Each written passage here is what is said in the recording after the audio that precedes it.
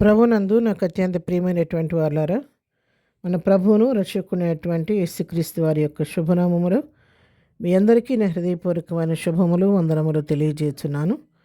ఉదయకాల సమయంలో దేవుని వాక్యాన్ని ధ్యానం చేసుకుందాం. ఈరోజు వాక్య ధ్యానం కొరకు మనం తీసుకున్నటువంటి లేఖన భాగం కీర్తన గ్రంథం 42వ కీర్తన 1వ వచనం చదువుకుందాం. దుప్పి నీటి వాగుల కొరకు ఆశపడినట్లు దేవా, నీ కొరకు నా ప్రాణము ఆశపడుచున్నది. నా ప్రాణము దేవుని కొరకు తృష్ణగొనుచున్నది. జీవము గల దేవుని కొరకు తృష్ణగొనుచున్నది. దేవుడి సన్నిధికి నేను ఎప్పుడు వచ్చేదను, ఆయన సన్నిధి నేను ఎప్పుడు కనబడేదను. దేవుని నామన మహిమ కలుగును గాక. ఇక్కడ ఈ వాక్య భాగాన్ని మనం గమనించినట్లయితే కీర్తనకారుడు దేవుని మీద తనకున్నటువంటి ఆశను గురించి ఈ మాటలు రాస్తున్నాడు. కీర్తనకారుడు కొన్నటువంటి ఆశ అంతా కూడా ఏంటంటే దేవుని కనుగొనాలి, దేవుని చూడాలి, దేవుని సన్నిధిలో గడపాలి, ఆయన సన్నిధిలో ప్రభుతో ఆనందించాలని బహుగా ఆశపడుతున్నాడు, తృష్ణగొనుచున్నాడు. ఆయన ప్రాణము తృష్ణగొనుచున్నదంట. జీవం గల దేవుని కొరకు ఆయన ప్రాణం తృష్ణగొనుచున్నదంట. మరి దేవుని చూడాలని, ఆయన సన్నిధికి ఎప్పుడు వెళ్ళాలా, ఎప్పుడు ఆయన సన్నిధి నేను ఎప్పుడు కనబడాలా అని ఆశపడుతూ ఉన్నాడంట. మరి ఈ కీర్తనకారుడు ఈ విధంగా ప్రభు కొరకు, ప్రభు చిత్తాన్ని చేయటం కొరకు, ప్రభువుని దర్శించడానికి ఆశపడుతున్నాడు. అవే మాటలు మరో కీర్తనకారుడు కూడా కీర్తన గ్రంథం 63వ కీర్తనలో కూడా ఇవే మాటలు కనబడుతూ ఉంటాయి మనకి. 63వ కీర్తన 1-2 వచనాలు చదువుకుంటే, దేవా, నా దేవుడవు నీవే, వేకువనే నేను వెతుకుదును, నీ బలమును నీ ప్రభావమును చూడవలనని పరిశుద్ధాలయమందు నేను ఎంతో ఆశతో నీ తట్టు కనిపెట్టి ఉన్నాను. నీళ్లు లేక ఎండి ఉన్న దేశమందు నా ప్రాణము నీ కొరకు తృష్ణగొని ఉన్నది. నీ మీది ఆశ చేత నేను చూడవాలని నా శరీరము కృషించుచున్నది. చూడండి, భక్తుల యొక్క ఆశ ఏ విధంగా ఉంది ఇక్కడ చూడండి. ఆయన పరిశుద్ధాలయమందు ఆయన ఆశతో కనిపెడుతున్నాడంట ప్రభువుని చూడాలని. ఎప్పుడు ఎదుగుతున్నాడు? వేకువనే ఎదుగుతున్నాడంట ప్రభు కొరకైనా. నా దేవుడిని నేను చూడాలి, నా దేవుడు నువ్వేనయ్యా, నువ్వు ఎక్కడ నేను చూడాలి, నేను ఆనందించాలి, నేను సరిగ్గా నేను గడపాలని ఆశపడుతున్నాడు. అంతేకాదు, నా ప్రాణము నీ కొరకు తృష్ణగా ఉంటుంది.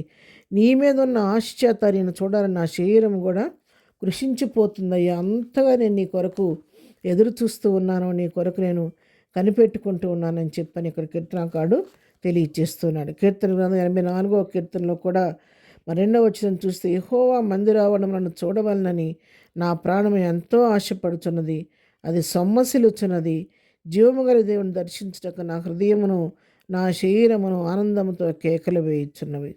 ఇక్కడ ఆయన మందిరావరణను చూడాలని మరి ఆయన ప్రాణం ఎంతో ఆశపడుతుందంట. మరి సొమ్మసిలిపోతుందంట. దేవుని మందిరం చూడాలి, ఆయన మందిరంకి వెళ్ళి ఆయనతో గడపాలని, దేవుని దర్శించడానికి నా హృదయము నా శరీరం కూడా ఆనందంతో కేకలు వేస్తాయి అని చెప్పని మరి ఇక్కడ భక్తుడు తన యొక్క ఆశను మనకు తెలియచేస్తూ ఉన్నాడు.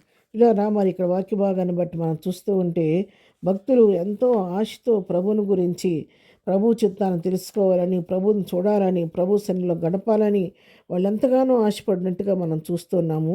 దావీదు కూడా చెప్తున్నాడు కీర్తన గ్రంథంలోనే 143వ కీర్తన 6-7 వచనాలు చదువుతుంటే, నీ తట్టు నా చేతులు చాపుచున్నాను, ఎండిపోయిన భూమి వలె నా ప్రాణం నీ కొరకు ఆశపడుచున్నది. యెహోవా, నా ఆత్మ క్షీణించుతున్నది, త్వరగా నాకు ఉత్తరమేమో, నేను సమాధులకు దిగువారి వలె కాకుండానట్లు నీ ముఖమును నాకు మరుగు చేయకము అని దావీదు ఇక్కడ ప్రార్థన చేస్తున్నాడు. అడుగుతున్నాడు, దేవా, ఎండిపోయిన భూమి ఎట్లా వలె నా ప్రాణం నీ కొరకు ఎదురు చూస్తుందయ్యా. ఎండిన భూమి వర్షం కొరకు ఎలాగ ఎదురు చూస్తుందో అలాగూ నా ప్రాణం ఎదురు చూస్తూ ఉంది. 42వ కీర్తన ఆ కీర్తనకారుడు ఏం చెప్తున్నాడు, కోరహు, మరి దుప్పి నీటి వాగుల కొరకు ఎదురు చూసినట్లుగా నా ప్రాణం నీ కొరకు ఎదురు చూస్తూ ఉందంట. దుప్పి నీటి వాగుల కొరకు వెతుక్కుంటూ ఏ నీళ్ళు పడితే ఆ నీళ్ళు తాగదండి. దుప్పి వెతుక్కుంటూ శ్రేష్టమైన నీళ్ళు మాత్రమే త్రాగుద్ది. దానికోసం అక్కడ దుప్పితో పొడిచాడు. ఇక్కడ దావీదేమో ఎండిన భూమితో తన యొక్క ఆశను తెలియచేస్తూ ఉన్నాడు.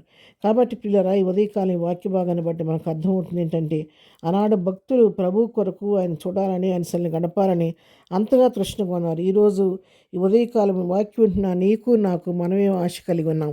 అలాంటి తృష్ణ, అలాంటి ఆసక్తి ప్రభువుని గురించి, ప్రభు సన్నిధి గురించిన ఆసక్తి మనలో ఉందా ఒకసారి పరీక్షించుకుందాం. ప్రార్థన. ప్రేమగలిగిన తండ్రి, పరిశుద్ధురాని పాదముల కొందనాలు. ఉదయకాలం మాకు ఇచ్చిన ఈ హెచ్చరిక వాక్యాన్ని బట్టి నీ కొందనాలు. ప్రభా, కోర కుమారులు కానీ, దావీదు కానీ, కీర్తనాకారులు ప్రభా నీ కొరకు ఎంతో ఆశపడ్డారు.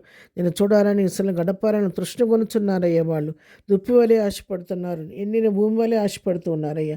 అలాంటి ఆశ తృష్ణ మాకు కూడా కలుగు చేసి నిత్యముని సల్ల గడిపే కృప మాకు దయచేయండి. ఇద్దరి దీవులతో నింపని, రాకపోకలో క్షేమం దయచేయండి. ఇద్దరిని బర్త్డే మ్యారేజ్ చేసుకున్న బిడ్డలను దీవించండి, ఆశీర్దించి ప్రతి వారి అవసరాలకి మీ నామలో తీర్చమని యేసు నామములో ప్రార్థించడి పొందుకొని ఉన్నాము తండ్రి. ఆమెన్. ప్రభు కృప సదాకాలము మనందరికీ తోడే నడిపించను గాక. ఆమెన్.